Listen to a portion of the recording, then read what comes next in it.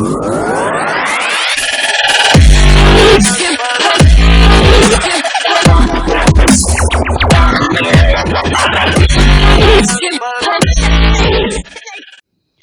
అర్జున్ తన కెరియర్ను మలుచుకుంటున్న తీరును చూస్తే అద్భుతం అనాల్సిందే.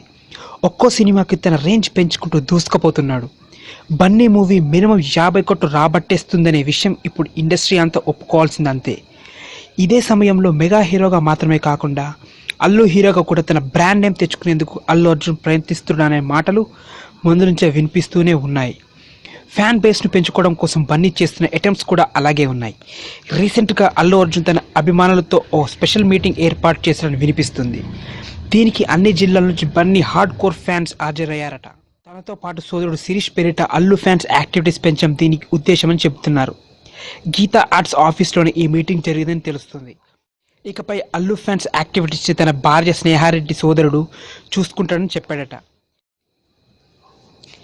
అతని ద్వారా తనకి ఏ సమాచారమైనా అందించాలని, ఇకపై పూర్తిగా యాక్టివ్గా ఉండాలని, ఫ్యాన్స్ అసోసియేషన్లో ఏర్పాటు, వాటి కార్యకలాపాలతో టచ్లో ఉండాలని చెప్పాడట అల్లు అర్జున్. ఇంతకీ ఇదంతా ఎందుకంటారా? ఇదంతా అల్లు అరవింద్కి తెలిసేలా జరగడమే ఆశ్చర్యకరం.